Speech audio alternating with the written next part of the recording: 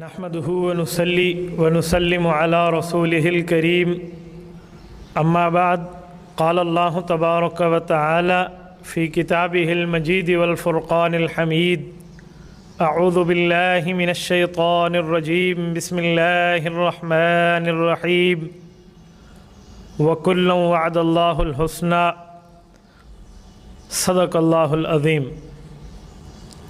میرے معزز دوستو، جمادی الثانی کا مہینہ اپنی آب و تاب سے شروع ہے۔ اسی مہینے میں سن 21 ہجری کے اندر حضور پاک صلی اللہ علیہ وآلہ وسلم کے مایہ ناز صحابی حضرت خالد بن ولید رضی اللہ تعالی عنہ کی وفات ہے۔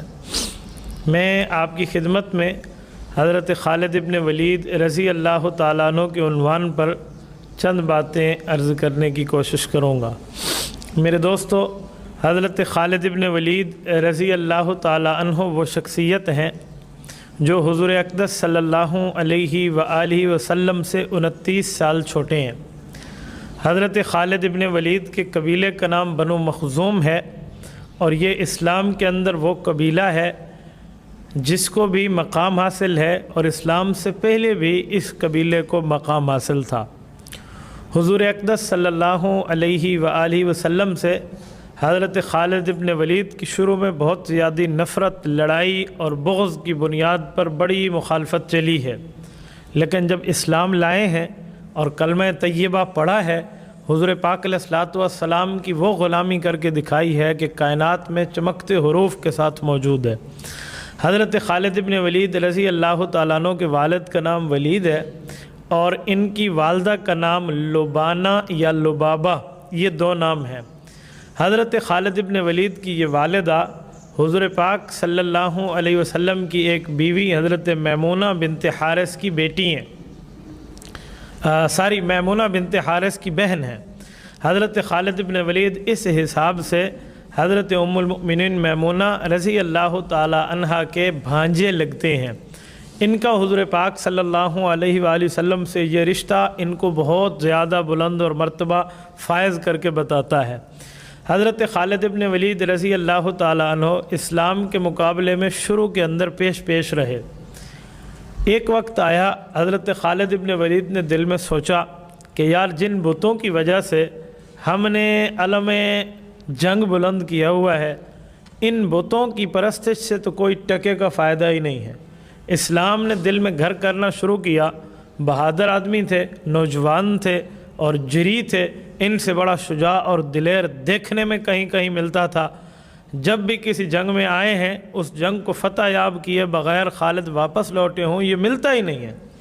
خالد بن ولید جنگ احد میں حضور علیہ الصلوۃ والسلام کے مقابلے میں آئے تھے، تو جو دوبارہ حملہ ہوا اور جس سے فتح شکست میں بدلی، وہ وجہ بھی خالد بن ولید تھے۔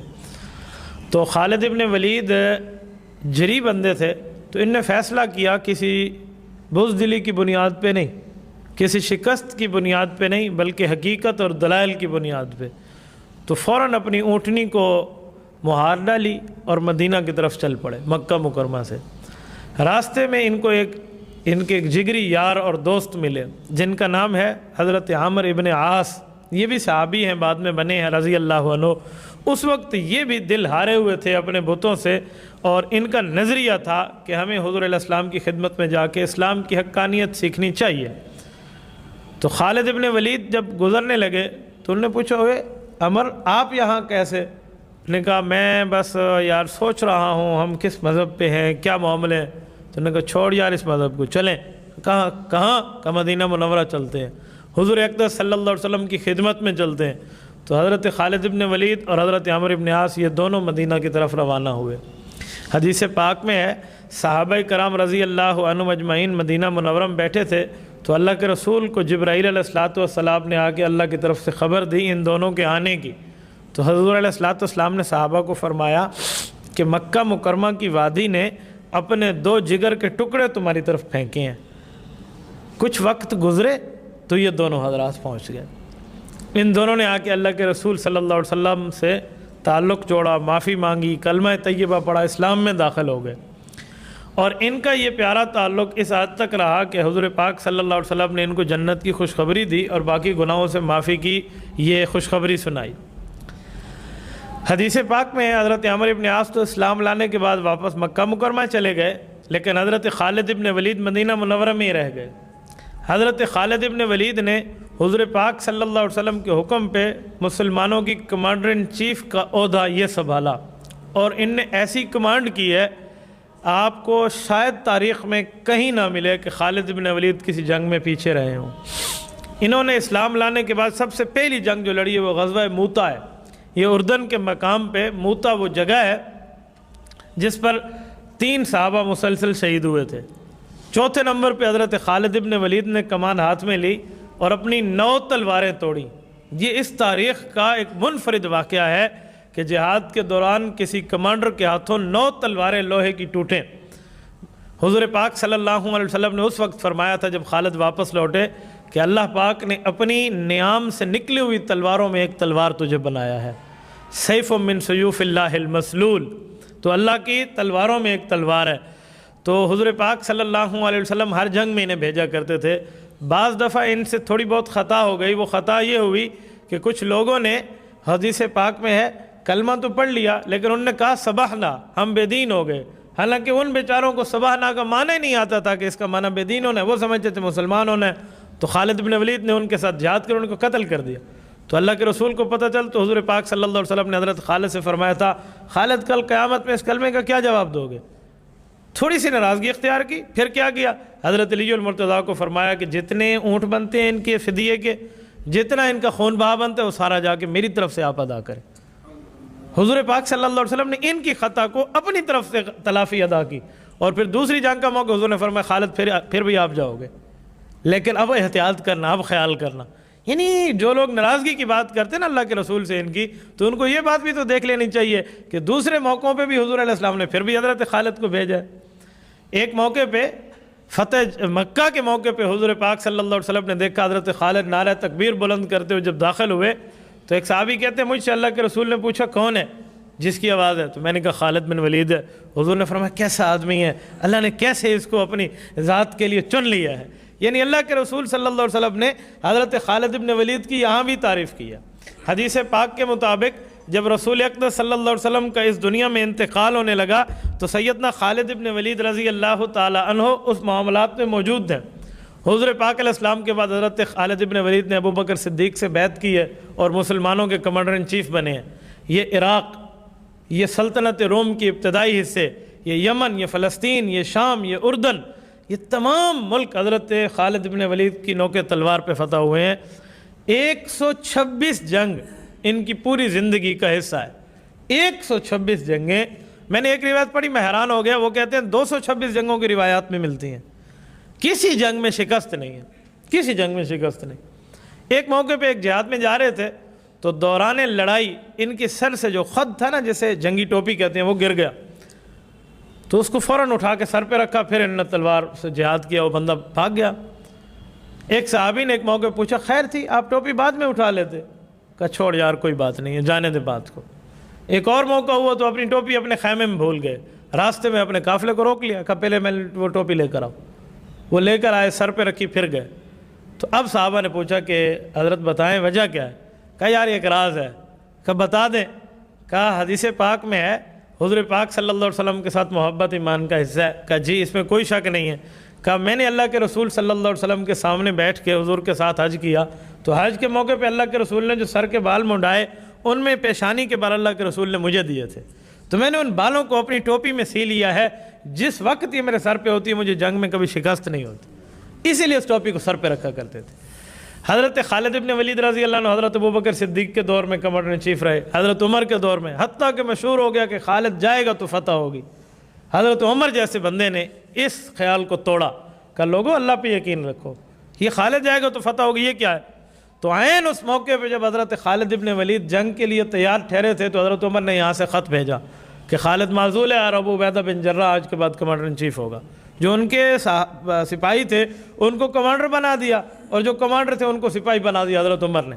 اب دیکھیں حضرت خالد کی اطاعت، عین جنگ کے موقع پہ یہ حکم آیا، اور یہ بھی لکھا کہ جس حالت میں خالد ٹھہراؤ اس سے سر کی ٹوپی اتار لو، وہ جو کمانڈر والی ہم نے ان کو دی ہوئی ہے۔ حضرت خالد ابن ولید رضی اللہ عنہ تیار ٹھہرے تھے، ابو عبیدہ آئے اور حضرت عمر کا خط دکھایا، کہا سمعنا واطعنا، کہ مجھے قبول ہے۔ انہوں نے ٹوپی سر سے اتاری اور گلے میں پٹکا لٹکا دیا تاکہ پتہ چلے عہدے سے معزول ہو گئے۔ فوراً سر نیچے کیا، کہا پہلے بھی اللہ کے لڑتا تھا، اب بھی اللہ کے لڑوں گا۔ اس سے حضرت عمر کا دبدبہ بھی سمجھ آتا ہے اور حضرت خالد کی اطاعت بھی سمجھ آتی ہے۔ بالکل کبھی بھی کچھ محسوس نہیں کیا۔ حضرت عمر نے ایک موقع پہ ان کو ایک علاقے کے گورنر بنا دیا، کہا آپ کی مرضی ہے بنا دیں، آپ کی مرضی ہے نہ بنائیں، ہم نے حضور پاک صلی اللہ علیہ وسلم سے بیعت کی ہے دین کی خدمت کے لیے، وہ کسی علاقے کے بڑے ہوں پھر بھی کریں گے، چھوٹے ہوں پھر بھی کریں گے۔ حضرت عمر نے گورنر بنا دیا تو کہنے لگے یار دنیا میں نہیں رہ سکتا، انہوں نے استعفیٰ پیش کر دیا تھا۔ 21 ہجری میں ان کی وفات ہے۔ حضور علیہ السلام کے ساتھ ان کی محبت ایسے تھی کہ ایک بار ایک کافر نے اللہ کے رسول کو تو کہا تھا، ایسے انگلی کے اشارے سے، ان نے تلوار سے گردن اتار دی تھی کہ یا رسول اللہ مجھے ایک کافر ہو اور دوسرا آپ کی گستاخی کرے، مجھے قبول نہیں۔ اس حد تک حضور علیہ السلام سے محبت تھی۔ ایک موقع پہ کھانا پیش ہوا، حضور علیہ السلام نے ہاتھ پیچھے کر لے کہا مجھے پسند نہیں ہے، پوری زندگی اس کھانے کو انہوں نے نہیں کھایا، کہا میرے سامنے حضور نے اسے پسند نہیں کیا، میں نہیں کھاتا۔ آپ علیہ السلام کے گھر آیا کرتے تھے کیونکہ حضور کی بیوی ان کی خالہ ہے، حضرت میمونہ بنت حارث، آنا جانا وہاں رہتا ہے، تو بہت آنا جانا رہتا تھا۔ حضور پاک صلی اللہ علیہ وسلم سے ان کی حدیثیں بہت کم مروی ہیں کیونکہ انہوں نے وقت زیادہ جہاد میں گزارا ہے۔ ایک موقع پہ آتا ہے کہ ایک بادشاہ نے اللہ کے رسول، ایک بادشاہ کے گورنر نے اللہ کے رسول کو دھمکی آمیز خط لکھا۔ حضرت خالد ابن ولید اپنے لشکر کو لے کے گئے اور اسی کو باندھ کے لے کر آئے، اور اس کے ہاتھ یوں گردن سے بندھے ہوئے تھے کہ حضور علیہ السلام کی خدمت میں اس گورنر کو پیش کر دیا۔ یہ اور بات ہے کہ اس نے معافی مانگی، اسے امان مل گئی، ورنہ خالد ابن ولید کی ہمت کو سلام۔ حضرت خالد رضی اللہ تعالیٰ فرمایا کرتے تھے انی احب الموت کما یحبون الاعاجم الخمر۔ کچھ اجمی لوگوں سے ملاقات ہوئی تو ان لوگوں سے کہنے لگے تم تو شراب پیتے ہو، وہ کافر تھے، کہ تمہیں شراب جتنی اچھی لگتی ہے نا مجھے اتنی شہادت کی موت پیاری لگتی ہے۔ پورے جسم میں ایک بالشت جگہ بھی ایسی نہیں تھی جس پہ کسی تیر تلوار اور نیزے کا زخم نہ ہو۔ 126 جنگوں میں شرکت کی، شہادت کی موت نہیں ملی، بستر پہ موت ملی۔ جب بستر پہ فوت ہونے لگے کہنے لگے یار عجیب، میں نے جنگوں میں موت شہادت کو ڈھونڈا ہے اور مجھے موت نہیں ملی شہادت کی۔ تو ان کی بیٹی نے کہا اللہ کے رسول کا فرمان یاد نہیں ہے؟ حضور علیہ السلام نے فرمایا تھا۔ کہا کیا فرمایا؟ سنے ہوئے تو کئی تھے نا، اب موقع پہ ان کے سامنے کہا کیا فرمایا؟ کہا 2 باتیں ہیں، پہلی بات حضور نے فرمایا شہادت کی تمنا دل سے سچی ہو، بستر پہ فوت ہو جاؤ گے اللہ شہید بنا کے اٹھائے گا۔ کہا بیٹی جزاک اللہ، آپ نے بہت اچھی بات فرمائی۔ کہا دوسری بات؟ تو پھر دوسری اس چھوٹی بیٹی نے بتائی کہ اللہ کے رسول نے آپ کو تو فرمایا تھا آپ اللہ کی تلواروں میں ایک تلوار ہے، اگر آپ کو کافر مار دے تو وہ کہیں گے نا ہم نے خدا کی تلوار توڑ دی ہے، تو اللہ کے نبی کا فرمان بھی پورا ہوگا اور آپ کو شہادت کا درجہ بھی حاصل ہو جائے گا۔ تو 21 ہجری میں یہ دنیا سے گئے ہیں۔ دعا فرمائیں اللہ رب العزت ہمیں حضرت خالد ابن ولید رضی اللہ تعالیٰ کی قدر کی توفیق عطا فرمائے۔ میں یہاں ایک جملہ حضرت خالد کے لیے عرض کرتا ہوں، اگر جہاد کے میدانوں میں موت ہوتی نا تو خالد ابن ولید کی زندگی اس بات کو رد کر رہی ہے کہ میدان جہاد میں موت نہیں ہے، یہ اللہ رب العزت کی طرف سے لکھا ہوا ہے۔ اللہ رب العزت چاہیں گے تو موت آ جائے گی اور اللہ رب العزت نہ چاہیں تو موت نہیں آ سکتی۔ سیدنا خالد ابن ولید رضی اللہ تعالیٰ عنہ کی خود اپنی زندگی چھوڑیں، ان کی اولاد میں بھی ایسے ایسے بیٹے اور ان کی اولاد کے نسل ایسی آئی ہے جن نے جہاد کے میدانوں کو گرم رکھا ہے۔ حضرت خالد کے ایک بیٹے عبد الرحمن بن خالد بن ولید حضرت معاویہ رضی اللہ عنہ کے دور میں تھے۔ سیدنا معاویہ نے جب یہ قسطنطنیہ پر حملہ کرایا، استنبول ترکی پہ، جس پر خوشخبری جنت کی ان کو ملی تھی حضور پاک صلی اللہ علیہ وسلم کی طرف سے، صحیح بخاری کتاب الجہاد کی حدیث ہے، تو اس وقت ایک لشکر کی قیادت عبد الرحمن کے ذمہ تھی، یہ جو خالد ابن ولید کے بیٹے ہیں۔ اور ایک موقع پہ ایک بندے نے تلوار اٹھائی اور کافروں کے جھمگھٹے میں گھس گیا، جب تک شہید نہ ہوا واپس نہ ہوا۔ تو ایک بندے بزرگ بیٹھے تھے، انہوں نے کہا یار یہ تو اس نے خود کو ہلاکت میں ڈال دیا، کیوں گیا کافروں کے جمگٹے میں لڑنے؟ تو عبد الرحمن بن خالد بن ولید نے کہا کہ یہ حضور پاک صلی اللہ علیہ وسلم کے صحابی ہیں۔ انہوں نے کہا جی بات تو ٹھیک ہے لیکن اس نے خود کو ہلاکت میں ڈالا ہے، قرآن میں وَلَا تُلْقُوا بِأَيْدِيكُمْ إِلَى التَّهْلُكَةِ، اپنے آپ کو ہلاکت میں نہ ڈالو۔ تو انہوں نے فرمایا هَذِهِ الْآيَةُ نَزْلَتْ فِي مَعْشَرِ الْأَنصَارِ، کہ یہ آیت ہم میں نازل ہوئی ہے، مجھے پتہ ہے اس آیت کا مطلب کیا ہے۔ ابو ایوب انصاری بولے تھے، کہ مجھے پتہ ہے اس آیت کا مطلب کیا ہے، یہ آیت یہاں فٹ نہیں ہوتی۔ یہ آیت کا مطلب ہے اپنے آپ کو ہلاکت میں نہ ڈالو، کہ مانے جہاد نہ چھوڑو، کہ جہاد چھوڑنا اپنے آپ کو ہلاکت میں ڈالنا ہے۔ اس بندے نے تو میدان جہاد میں جہاد کے حکم پہ عمل کیا ہے، یہ اس آیت کا مراد نہیں ہے۔ تو اس طرز پہ صحابہ کرام جایا کرتے تھے۔ تو یہ ان کے سربراہ حضرت خالد بن ولید کے بیٹے ہوتے۔ حضرت خالد بن ولید کے ایک بیٹے کا نام مہاجر ہے، مہاجر بن خالد، یہ بھی اپنے دور کے بہت بڑے کمانڈر رہے ہیں مجاہدین کے، اور ان کی کنیت خالد بن ولید کی ابو سلیمان ہے۔ سلیمان نام کے ان کے بیٹے کے حالات نہیں ملتے، ہو سکتا ہے بچپن میں فوت ہو گیا ہو سکتا ہے کتابوں میں اس کی تفصیل نہ ذکر کرتے ہوں۔ تو یہ صحابہ کرام رضی اللہ عنہم اجمعین کی اولادیں ہیں، اور بہت زیادہ سخی تھے، بہت زیادہ۔ مال غنیمت میں جو مال ملتا، ایک موقع پہ آج سے تقریباً 1450 سال پہلے کی بات کر رہا ہوں، حضرت عمر کو 21,000 درہم پیش کیے کہ یہ مجاہدین پہ خرچ کر دینا۔ 21,000 درہم جو ان کو ملے تھے میدان جہاد میں مال غنیمت کے طور پہ۔ حدیث پاک میں ہے والد کی کمائی ہوئی مال جیسے اولاد کے لیے حلال ہے نا، ویسے اس سے بھی بڑا حلال مال غنیمت ہے، احل الحلال ہے، اور ایسا کمایا ہوا مال بھی اسلام پہ خرچ کر دیتے تھے۔ حضرت خالد بن ولید رضی اللہ عنہ کبھی پیسے کو اپنا یار بنا کے نہیں رکھا، کہ جو اللہ نے دینا ہے وہ اللہ رب العزت نے مجھے دینا ہے۔ حضرت عمر رضی اللہ عنہ نے ان کا جنازہ پڑھا ہے، اور یہ جنت البقیع میں دفن ہے۔ ایک روایت تو یہ ایک روایت ہے کہ حلب کے اندر شام میں دفن ہے، لیکن یہ روایت مضبوط نہیں ہے۔ حضرت عمر ان کے جنازے میں تھے، تو حضرت عمر رضی اللہ تعالیٰ عنہ نے جب جنازہ پڑھا تو حضرت عمر تو مدینہ میں تھے ان دنوں میں، تو سن 21 ہجری میں یہ فوت ہو گئے۔ تو ایک بندے نے بہت پیارا جملہ کہا کہ عجزت النساء ان یلدن مثل خالدی، کہا عورتوں کے پیٹ بانجھ ہو گئے ہیں کہ خالد جیسا بیٹا پیدا کر کے دکھائے۔ خالد بن ولید رسول اللہ کا وہ صحابی ہے۔ اللہ پاک ہمیں ان کی ذات پہ عمل کی توفیق عطا فرمائے، ہماری طرف سے انہیں بہترین جزائے خیر عطا فرمائے۔ وآخر دعوانا ان الحمد للہ رب العالمین۔